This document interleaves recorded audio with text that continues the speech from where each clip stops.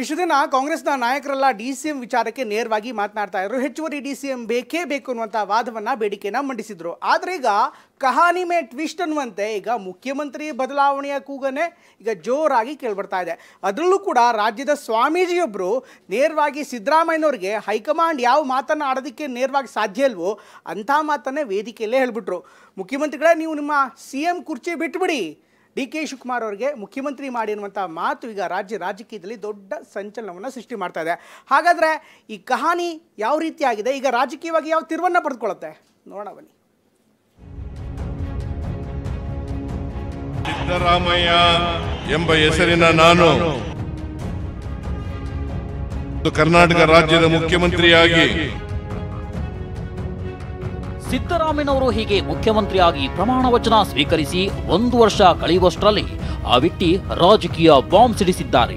ಹಾಗಂತವರೇನು ಕಾಂಗ್ರೆಸ್ ಪಕ್ಷದ ನಾಯಕರಲ್ಲ, ಚುನಾವಣೆಗೆ ನಿಂತಿಲ್ಲ, ರಾಜಕಾರಣಿಯಂತೂ ಅಲ್ವೇ ಅಲ್ಲ. ಆದ್ರೆ ಅವರು ಇಂದು ಆಡಿರುವ ಒಂದು ಮಾತು ರಾಜ್ಯ ರಾಜಕಾರಣದಲ್ಲಿ ಬಹುದೊಡ್ಡ ಸಂಚಲನವನ್ನೇ ಸೃಷ್ಟಿ ಮಾಡಿದೆ. ನಾಡಿನ ಮುಖ್ಯಮಂತ್ರಿ ಸಿದ್ದರಾಮಯ್ಯ ಆಗಿ ಖುದ್ದು DCM DK ಶಿವಕುಮಾರ್ ಅವರೇ ಕಣ್ಣಲ್ಲಿ ಕಣ್ಣಿಟ್ಟು ಎದೆ ತಟ್ಟಿ ಹೇಳಲಾಗದ ಮಾತನ್ನ ನೇರವಾಗಿ ಕಡ್ಡಿ ಮುರಿದಂತೆ ಹೇಳಿಬಿಟ್ಟಿದ್ದಾರೆ. ಹೀಗೆ ಇಂದಿನ ಬಹುದೊಡ್ಡ ರಾಜಕೀಯ ಸುದ್ದಿಯ ನ್ಯೂಸ್ ಮ್ಯಾನ್ ಹೆಸರು ಚಂದ್ರಶೇಖರ್ ಸ್ವಾಮೀಜಿ. ಅವರಾಡಿದ ಆ ಮಾತು ಒಂದು ಕ್ಷಣ ಸಂಪೂರ್ಣ ವೇದಿಕೆ ದಂಗು ಬಡಿದಂತಾಗಿತ್ತು. ಸ್ಟೋರಿಯ ಹಿಂದಿನ ರಾಜಕಾರಣವನ್ನ ಸಂಪೂರ್ಣವಾಗಿ ವಿವರಿಸುವ ಮುನ್ನ ಸ್ವಾಮೀಜಿ ಆಡಿರುವ ಒಂದೊಂದು ಮಾತನ್ನ ಸರಿಯಾಗಿ ಕೇಳಿಸಿಕೊಳ್ಳಿ. ಎಲ್ಲರೂ ಮುಖ್ಯಮಂತ್ರಿಗಳಾಗಿ ತಮ್ಮ ತಮ್ಮ ಅಧಿಕಾರವನ್ನು ಸ್ವಾದ ಮಾಡಿದ್ದಾರೆ. ನಮ್ಮ DK ಶಿವಕುಮಾರ್ ಒಬ್ಬರು ಮಾತ್ರ ಮುಖ್ಯಮಂತ್ರಿಗಳಾಗಿಲ್ಲ. ಆದ್ದರಿಂದ ದಯವಿಟ್ಟು ನಮ್ಮ ಸಿದ್ದರಾಮಯ್ಯನವರು ಈಗಾಗಲೇ ಅನುಭವ ಮಾಡಿದ್ದಾರೆ. ಈ ಮುಂದೆ ನಮ್ಮ DK ಶಿವಕುಮಾರ್ ಅವರಿಗೆ ಅಧಿಕಾರ ಬಿಟ್ಟುಕೊಟ್ಟು ಅವ್ರಿಗೆ ಒಳ್ಳೆಯದಾಗಲಿ ಅಂತ ಹೇಳಿ ಅನುಗ್ರಹ ಮಾಡಲಿ ಅಂತ ಅವರಲ್ಲಿ ಕಳಕಳಿ ಕೇಳ್ಕೊಳ್ತಕ್ಕಂಥದ್ದು. DK ಶಿವಕುಮಾರ್ ಅವ್ರನ್ನ ಮುಖ್ಯಮಂತ್ರಿಗಳಾಗಿ ಮಾಡಿ ಅಂತ ಕೇಳ್ಕೊಳ್ತಾ ಇದ್ದೆ. ನೋಡಿದ್ರಲ್ವಾ, ಬೆಂಗಳೂರಿನ ಕಂಠೀರವ ಕ್ರೀಡಾಂಗಣದಲ್ಲಿ ನಡೆದ ಕೆಂಪೇಗೌಡ ಜಯಂತಿ ಕಾರ್ಯಕ್ರಮದಲ್ಲಿ ವಿಶ್ವ ಒಕ್ಕಲಿಗ ಸಂಸ್ಥಾನದ ಚಂದ್ರಶೇಖರ್ ಸ್ವಾಮೀಜಿ ಸಿದ್ದರಾಮಯ್ಯನವರೇ DK ಶಿವಕುಮಾರ್ ಅವರಿಗೆ ಮುಖ್ಯಮಂತ್ರಿ ಸ್ಥಾನ ಬಿಟ್ಟುಕೊಡಿ ಎಂದು ಆಡಿದ ಮಾತು ಕಾಂಗ್ರೆಸ್ ಹೈಕಮಾಂಡ್ ಸಹ ನೇರವಾಗಿ ಆಡಲು ಸಾಧ್ಯವಿಲ್ಲದ ಮಾತಾಗಿತ್ತು. ಈಗ ಇದರೊಳಗಿನ ರಾಜಕೀಯಕ್ಕೆ ಬರೋಣ. ಇತ್ತೀಚೆಗೆ ರಾಜ್ಯದಲ್ಲಿ ಉಪಮುಖ್ಯಮಂತ್ರಿ ಗಲಾಟೆ ತುಂಬಾ ಜೋರಾಗಿ ನಡೀತಾ ಇದೆ. ಅದರಲ್ಲೂ DK ಶಿವಕುಮಾರ್ ಅವರನ್ನ ಗುರಿಯಾಗಿಸಿಕೊಂಡು ನಿರಂತರವಾಗಿ ಕೈಪಡೆಯ ಸಚಿವರೇ ನೇರವಾಗಿ ಟಾಂಗ್ ಕೊಡ್ತಾ ಇದ್ರು. ಗೌಪ್ಯ ಸಭೆಯ ಮೂಲಕ KPCC ಅಧ್ಯಕ್ಷ ಪಟ್ಟದ ಮೇಲೂ ಸಹ ಕಣ್ಣಿಟ್ಟಿದ್ರು. ಹೀಗಾಗಿ DCM DK ಶಿವಕುಮಾರ್ಗೆ ಪರ್ಯಾಯ ಶಕ್ತಿ ಕೇಂದ್ರಗಳು ನಿರ್ಮಾಣವಾಗುತ್ತಾ ಎಂಬ ಚರ್ಚೆ ದೂರದ ದೆಹಲಿಯವರೆಗೂ ಜೋರಾಗಿ ನಡೀತಾ ಇತ್ತು. ಆದರೆ ಕಹಾನಿ ಮೇ ಟ್ವಿಸ್ಟ್ ಅನ್ನೋ ರೀತಿಯಲ್ಲಿ ಈಗ ಸೀನ್ಗೆ ಸ್ವಾಮೀಜಿ ಎಂಟ್ರಿ ಆಗೋ ಮೂಲಕ ರಾಜ್ಯ ಕಾಂಗ್ರೆಸ್ನೊಳಗೆ ನಡೆಯುತ್ತಿದ್ದ DCM ಚರ್ಚೆಯ ದಿಕ್ಕನ್ನ ಈಗ CM ಕುರ್ಚಿಯ ಬುಡಕ್ಕೆ ತಂದಿಟ್ಟಿದ್ದಾರೆ ನೋಡಿ.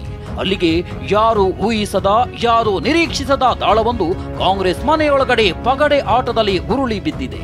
ಈ ದಾಳದ ಹಿಂದಿನ ನಾಯಕ ಯಾರು ಎಂಬುದು ಸಸ್ಪೆನ್ಸ್ ಆದ್ರೂ ನೀವು ಊಹೆ ಮಾಡೋಕೆ ಆಗದೇ ಇರುವಂತದ್ದೇನು ಖಂಡಿತ ಅಲ್ಲ. ರಾಜ್ಯ ರಾಜಕಾರಣದಲ್ಲಿ ಸದ್ಯಕ್ಕೆ ಚಂದ್ರಶೇಖರ್ ಸ್ವಾಮೀಜಿ ಹೇಳಿಕೆಯನ್ನ 2 ರೀತಿಯಲ್ಲಿ ಗಮನಿಸಬಹುದು. ಒಂದು, ನೇರವಾಗಿ DCM ವಿಚಾರವನ್ನೇ ಮುಂದಿಟ್ಟು ಹೇಳಿಕೆ ನೀಡ್ತಾ ಇದ್ದ ಸಚಿವರಿಗೆ ಹಾಗೂ ಹೇಳಿಕೆ ಕೊಡಿಸುತ್ತಿದ್ದ ಅವರ ಸುಪ್ರೀಂ ಕಮಾಂಡರ್ಗೆ ಜರ್ಕ್ ಕೊಟ್ಟಂತೆ ಇದೆ.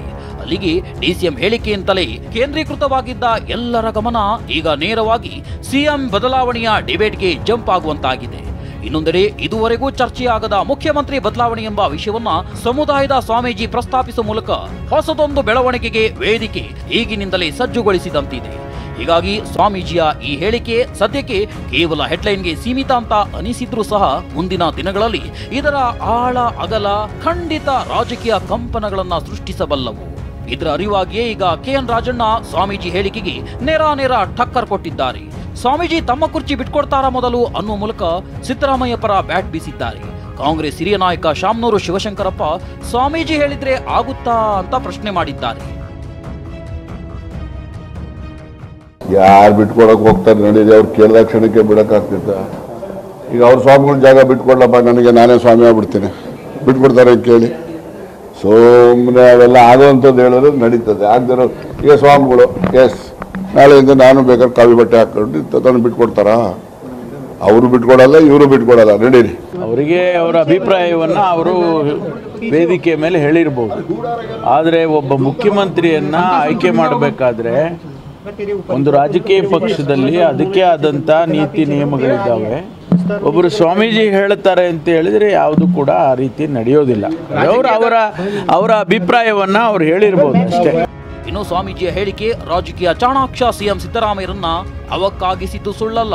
ಆದ್ರೆ ತಮ್ಮ ಪ್ರಬುದ್ಧ ನಡೆಗಳಿಂದಲೇ ಮುಖ್ಯಮಂತ್ರಿ ಗಾದಿಯಲ್ಲಿರುವ ಸಿದ್ದರಾಮಯ್ಯ ಮಾತ್ರ ಮನೆಯೊಳಗೆ ನಡೆಯುತ್ತಿದ್ದ 108 ಲೆಕ್ಕಾಚಾರದ ನಡುವೆಯೂ ಏನೂ ಆಗಿಲ್ಲ ಎಂಬಂತೆ ಹೈಕಮಾಂಡ್ನತ್ತ ಕೈ ತೋರಿದ್ದಾರೆ. ಇದು ನಾವು ಡೆಮಾಕ್ರಸಿಯಲ್ಲಿ ಇರೋದು ಅಲ್ವಾ? ಹೈಕಮಾಂಡ್ ಅವರು ಏನ್ ತೀರ್ಮಾನ ಮಾಡ್ತಾರ ಆ ಥರ ಅಲ್ವಾ? ಹೈಕಮಾಂಡ್ ತೀರ್ಮಾನ ಅವ್ರಿಗೇನ್ ಗೊತ್ತಿಲ್ಲ. ಇನ್ನು ಈ ಹೇಳಿಕೆಯ ಸಂಪೂರ್ಣ ಟೈಮಿಂಗ್ ಅನ್ನ ಗಮನಿಸಿ ನೋಡಿ. ಕೇವಲ ಡಿಸಿಎಂ ಹೇಳಿಕೆಗೆ ಫುಲ್ ಸ್ಟಾಪ್ ಇಡೋದಷ್ಟೇ ಅಲ್ಲ, ಮುಖ್ಯಮಂತ್ರಿ ಸಿದ್ದರಾಮಯ್ಯ ಹಾಗೂ ಉಪಮುಖ್ಯಮಂತ್ರಿ ಡಿಕೆ ಶಿವಕುಮಾರ್ ಇಬ್ಬರೂ ಸಹ ದೆಹಲಿಯ ಹೈಕಮಾಂಡ್ ಅಂಗಳಕ್ಕೆ ತೆರಳುತ್ತಿದ್ದಾರೆ.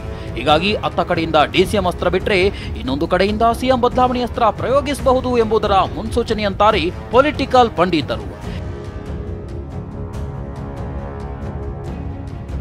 ಅಲ್ಲಿಗೆ ಇದುವರೆಗೂ ಇವರನ್ ಬಿಟ್ ಅವ್ರು ಯಾರನ್ನಂತ ಡಿಸಿಎಂ ಆಟ ಆಡ್ತಾ ಇದ್ದ ಕಾಂಗ್ರೆಸ್ ನಾಯಕರು ದೆಹಲಿಗೆ ಹೋಗುವ ಮುನ್ನ ನಿನ್ನೆ ತನಕ ಒಂದು ಆಟ, ಇಂದಿನಿಂದ ಹೊಸ ಆಟ ಎಂಬ ಲೆಕ್ಕಾಚಾರದಲ್ಲಿದ್ದಾರೆ.